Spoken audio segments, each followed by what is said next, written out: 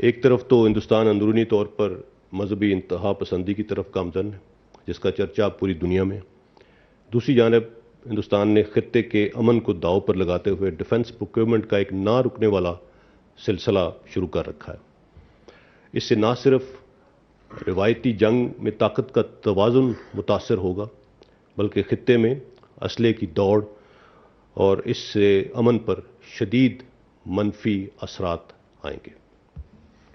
Line of control پر ہندوستان کے security mechanism بشمول anti infiltration grade, اس کی موجودگی میں انفلٹریشن کا یہ جھوٹا پروپیگنڈا انتہائی مضحکہ خیز اور خود ان کے سیکورٹی میکانزم پر ایک سوالیہ نشان ہے۔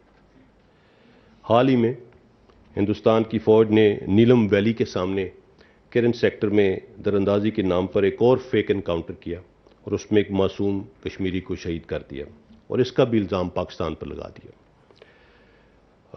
اس پرٹیکولر انسیڈنٹ میں جس شبیر نامی مبینہ دہشت گرد کی یونیفارم میں تصاویر ہندوستانی میڈیا چلاتا رہا ہے، وہ نہ صرف زندہ ہے بلکہ اس وقت بھی آزاد کشمیر کے علاقے شاردا میں اپنے گھر میں موجود ہے۔ اس سے پہلے بھی ہندوستان لائن آف کنٹرول کے ارد گرد بسنے والے کئی ایسے بے گناہ لوگوں کو شہید کر چکا ہے۔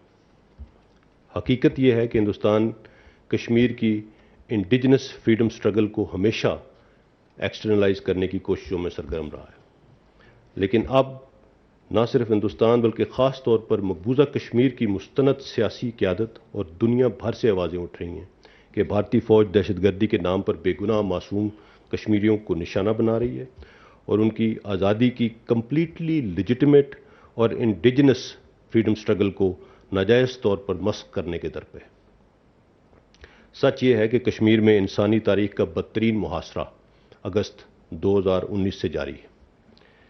ایک عالمی جریدے کی اکتوبر کی رپورٹ میں لکھا ہے کہ کس طرح ہندوستان کی اگست 2019 کے غیر قانونی اقدام نے ایک خراب صورتحال کو بدترین انسانی المیے میں بدل دیا ہے۔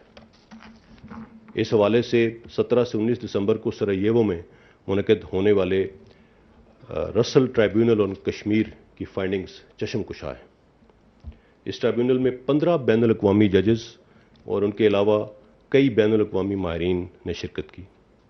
اس ٹرائیبیونل نے 4 ایریاز کو فوکس کیا، جس میں genocide, decolonization, settler colonialism اور کشمیریوں کے خلاف جنگی جرائم شامل ہیں۔ اس ٹرائیبیونل کے شرکاء نے ہیومن رائٹس واچ اور ایمنسٹی انٹرنیشنل کی رپورٹس جو کہ ہندوستان کی انسانی حقوق کی خلاف ورزیوں کے متعلق تھیں، ان کا خاص طور پر ذکر کیا کہ کس طرح 7 دہائیوں میں ہندوستان کی کشمیریوں کے خلاف فوجی، سیاسی، معاشی، سماجی اور ثقافتی جنگ جاری ہے اور کس طرح وہ جنیوا کنونشن اور عالمی قوانین کی خلاف ورزی کر رہے ہیں۔ اس حوالے سے آج کی تاریخ بہت اہم ہے۔ On 5th of January 1949, the people of Kashmir were promised the right to self-determination by the United Nations. That promise remains unfulfilled. 5 جنوری کے موقع پر کشمیری عوام کو اپنے حق خود ارادیت جس کا وعدہ انٹرنیشنل کمیونٹی نے ان سے کیا تھا، اس کے لیے لازوال جد و جہد اور ان کی بے مثال قربانیوں اور بہادری کو ہم سلام پیش کرتے ہیں۔